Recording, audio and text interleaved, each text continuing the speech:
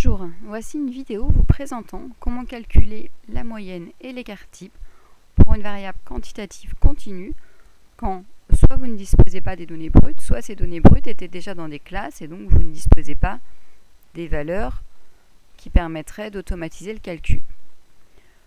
Pour faire le calcul, vous allez devoir utiliser les centres puisqu'on ne peut pas faire de calcul à partir d'une classe. Sinon, le principe est le même que pour le calcul pour une variable quantitative discrète.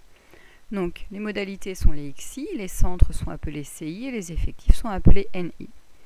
Vous allez devoir calculer les NI fois CI ainsi que les NI fois CI au carré. Donc, les NI fois CI, on rentre la première formule avec les références de cellules et on étend. On en fait ensuite la somme.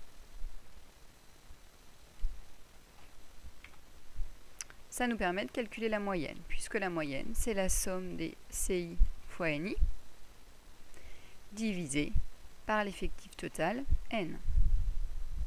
Ici, 323 personnes interrogées. Ce qui nous donne un revenu moyen pour les personnes interrogées de 1 676,30 €. Pour calculer l'écart type, on est obligé de passer par l'étape intermédiaire qu'est la variance. Donc on va calculer les NI fois CI carré. Je vous rappelle, l'exposant 2 sous calque ne fonctionne pas. Il faut faire accent circonflexe 2, puissance 2. Même chose, on étend la formule et on en fait la somme. Ce qui va nous permettre de calculer la variance.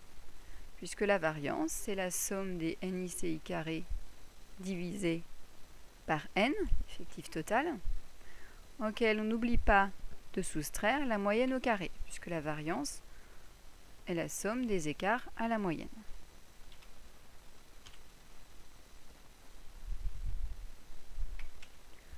Et donc l'écart type, c'est la racine carrée de la variance, donc égale racine de la variance.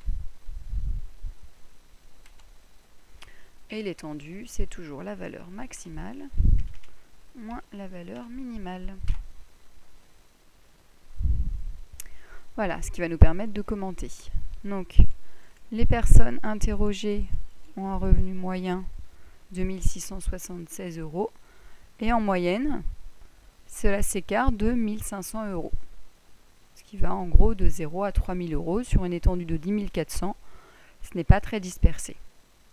La dispersion, ça signifie que les personnes ont donné la tendance centrale une moyenne d'un revenu de 1 676 € et la dispersion, c'est à quel point les autres valeurs s'en écartent. Donc là, elles s'en écartent en moyenne de 1 500 €, ce qui n'est pas énorme pour des revenus allant de 0 à 10 400 €.